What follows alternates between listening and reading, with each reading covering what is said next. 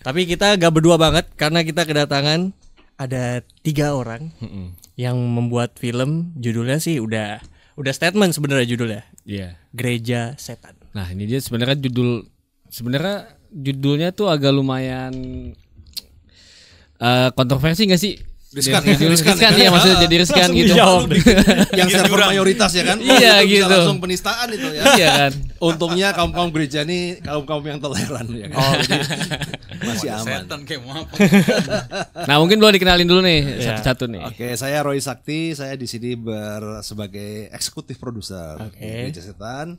Beliau ini Om Max Mentino, salah satu pemain kita yang jenderal Gereja Setan. Wah, jadi jenderal ya. Dan ini ada Pak Niko Rosto sebagai produser dari Gereja Setan ini. Kan kalau trailernya pun udah dirilis ya. Ya, sudah. Dari trailernya ada tulisan based true event. Ya. Nah, itu gimana tuh awalnya? Ya, jadi ini sebenarnya berdasar dari kisahnya Mongol Stress. Oke. Oh iya, dia memang. Tapi lebih tepatnya bukan kisahnya dia, tapi kisah awal dari mamanya dia. Oh. Nah, karena kan peran utamanya adalah Ripka, ini adalah cewek, POV-nya dari cewek. Karena kalau kisahnya dari Mongol ntar jadi artis nanti. Iya. Ini bercerita tentang kisah sih ya, ketika mamanya Mongol tuh bergabung di Children of God. Cuman kan kalau itu kan setupnya kan harus ke tahun-tahun 60 tahun ini kan. Nah karena kita ini tuh Gen Z, makanya kita agak modif ke saat ini. Tetap disesuaikan ya. Nah kita bikin bukan bercerita true story tapi true event karena eventnya benar ada, komunitasnya benar ada dan pernah dilarang oleh pemerintah di tahun 84 ya, kejaksaan itu melarang gereja Children of Gods. Nah problemnya adalah setelah dilarang kemudian ini menjadi komunitas underground yang cuman kedengaran suara-suaranya, caranya tapi nggak pernah. Nah maka dari itulah ketika kita bikin film Gereja Setan ini justru masalah itu bukan masalah kesurupan, bukan masalah ini, justru masalah terbesar kita itu ada teror dari orang-orang yang tidak dikenal, bahkan sampai ancaman penculikan terhadap sang aktor yang membocorkan yaitu mantan Panglima Gereja Setan itu Mongol sendiri. Ini belum pernah kita bahas. Fun fact ya? Belum pernah Gila lu bocorin sini lu. Eksklusif nih. Ya kan, karena kan tadi kan horor kan ya kan. Oh ya. Langsung aja jeblosin ya. Gue pikir gak mau diomongin. Nah, apalagi ancamannya serem. Oh iya karena bukan makhluk halus ya. Bukan makhluk, ini maksud real ini kan. Iya. Dan problemnya adalah sebulan yang lalu ada sebuah kejadian yang setupnya kondisinya itu mirip dengan setup film kita. Salah satu scene film kita tuh sama persis, yaitu bulan yang lalu ada ditemukan mayat tanpa kepala di Sungai Ciliwung. Iya. Itu lumayan. Itu sama persis dengan setup kita. Wah, jangan-jangan ini kelompok lu tuh Mongol kan, gue gitu kan. Nah setelah dari situ kemudian mulai ada kayak teror ya kan, tiba-tiba ada nomor nggak dikenal gitu kan. Kok 666 gitu kan. Nah kemudian si Mongol kemarin tuh juga curhat. Curhat ini kan, aduh abekan aja lah. Kenapa? Gue ini diancam nih ya kan, ya sama anak-anak lama lah kan ya, komunitas lama nih. Ya dalam nama Yesus aman lah, dah gitu aja lah kita. Jadi itu justru kita yang mendapatkan teror psikis, seolah-olah kayak kita itu buat film yang kayak membongkar kebobrokan pemerintah itu. Iya. Tapi ini adalah di sektor sesatnya. Jadi kalau teror sama kayak setan-setannya sih nggak berani, karena kan di Gereja Setan ini adalah pertama kali kita mengimport setan Lucifer, yang kita datengin kan rajanya langsung gitu. Iya, raja setan Lucifernya ya. lagi. Kayaknya di Indonesia belum pernah ada ya, maksudnya. Belum pernah ada kan? Pertama kali film Indonesia calling Lucifer, Beelzebul. Iya kan, maksudnya. Biasanya kalau di film-film barat kita udah sering banyak lihat lah kan gitu. Karena mungkin ya dari latar belakang Indonesia yang lebih ketimuran kali ya. Jadi agak familiarnya dengan setan-setan lokal. Iya, gitu makanya kan lebih mengenalin yang import-import. Iya. Makanya kita juga ada Kulonwon juga sebenarnya sebagai hantu minoritas, kita izin-izin. Karena di Republik ini kan hantu kita juga minoritas. Iya sih. Tapi secara nama sih gue lebih suka sih. Secara nama sih lebih keren tapi sebenarnya ya. Tapi akhirnya kan awalnya ini diangkat dari cerita keluarga Mongol.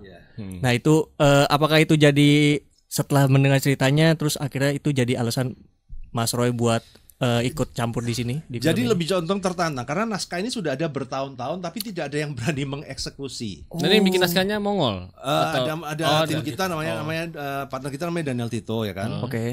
Gak berani mengeksekusi. Kenapa? Nomor satu, judulnya Gereja Setan nih. Iya, dari Ya judul kan? aja udah ini. Mikirnya satu, pangsa pasar kita kebanyakan Muslim. Iya. Iya. Masa mau sih nonton horor kayak begini, gitu kan? Kemudian berarti pangsa pasarnya siapa? Orang Kristen dong. Orang Kristen mana mau nonton Gereja Setan juga gitu loh. Nah, kan itu kan begitu kan? Secara bisnisnya nggak masuk nih. Iya, secara bisnisnya nggak masuk ini. Nah, tapi ini adalah kalau kita lihat dari podcastnya Mongol yang tahun 2021, 2022 itu kan selalu trending. Masyarakat itu kan mendengarkan asik tapi cuma secara audio aja, tapi kan tidak ada terjadi secara visual. Ya makanya kan ya kita gambling lah sebenarnya kan. Ya, kita sebagai produsen baru ya udah cacing naga-naga gitu kan. Oke. Karena kalau kita bikin yang cerita biasa-biasa aja, kita produser baru ya kan.